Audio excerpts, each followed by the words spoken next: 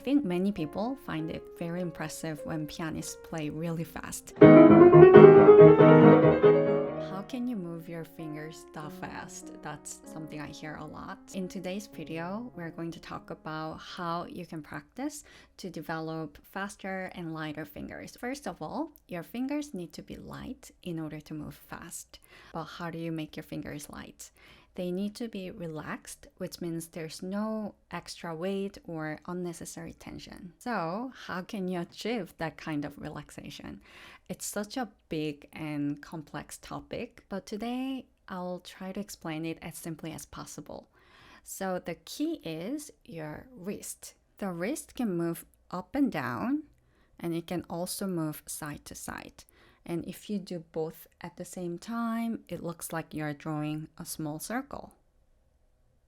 Let's talk about the up and down motion. When your wrist drops down, it feels like you're putting your weight into keys, almost as if you're hanging from your fingers. And when your wrist goes up, notice how high my wrist is. My fingers are here and my wrist is all the way up here. It feels like you're lifting the weight out of your hand. Now, let's talk about side-to-side motion. If I play C, D, E, F, G, I can easily play them with a fixed wrist because the notes are so close together. But as you can hear, it can sound a little stiff. And the problem is, right now I'm playing it very slowly, so I'm not feeling any tension in my arm.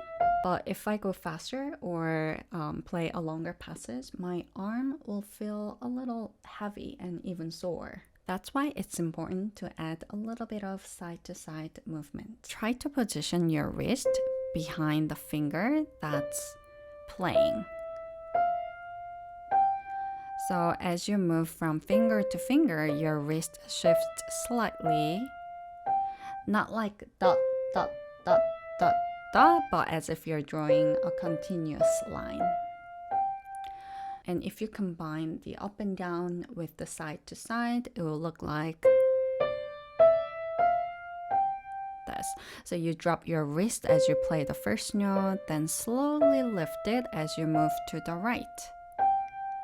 And it should feel like you're drawing the lower half of a circle.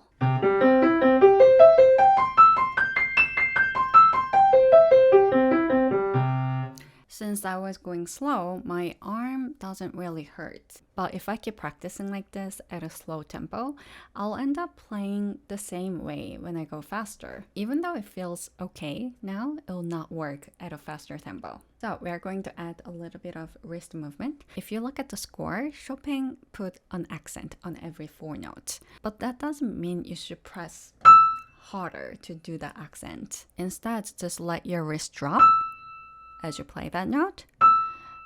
That adds weight naturally and the sound becomes stronger on its own. Then, as you play the next 3 notes, let your wrist gradually rise. And because the notes move downward, your wrist shifts to the left as well. And you repeat the same motion as you go down.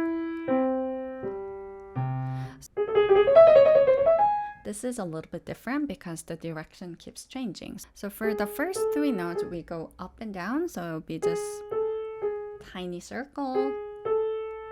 Then for the next 4 notes, we are going upward.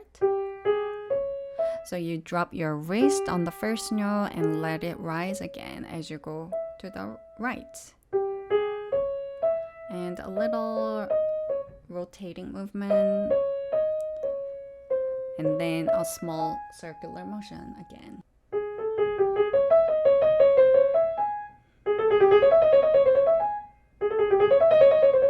I always tell my students to practice slowly. And I know a lot of pianists and teachers, they emphasize how important that is. But if you practice only at a slow tempo, you'll not be able to play fast. To increase the tempo, you also need to practice fast. My favorite practice to increase the tempo is rhythm practice. So you start by playing 2 notes very quickly and stop.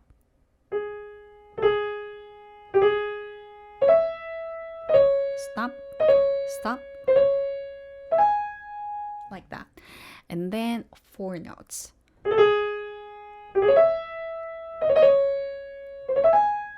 Make sure you're completely relaxed at each stopping point, and then maybe try 8 notes.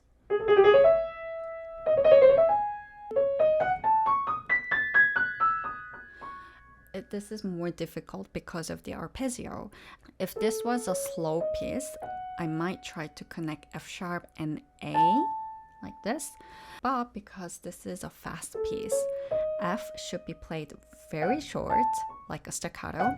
And as soon as you play F sharp, your thumb should already be moving to the next position. So practice just these 2 notes to smooth out the shift, and then gradually add the notes after and before. Now, the last thing I want to share is something you can apply after you've practiced the first 2 exercises. Usually, when one hand is busy, the other hand is less busy. Here, the left hand still moves, but compared to the right, it's slower and has fewer notes. So instead of focusing on the busy hand, focus on the less busy one. It helps you feel more relaxed and prevents rushing. So here we have 12 notes, but I focus on just 2 notes. They're on the beats. And I almost treat them like my internal metronome. And that does not mean they're gonna be louder than the right hand, but I just use them to feel the beat. Same thing here.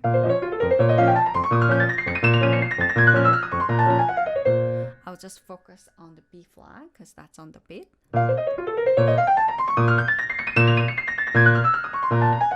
So again, instead of focusing on my right hand,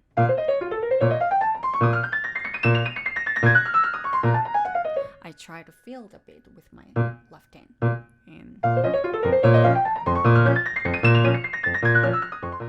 So the techniques and exercises that I share today might not be easy to apply right away, especially if you're just starting out. And to be fair, most beginner pieces don't have these kind of fast passages. But if you're intermediate or above and have been struggling with playing fast, I hope this video gave you some helpful ideas. Thank you so much for watching, and I'll see you in the next video.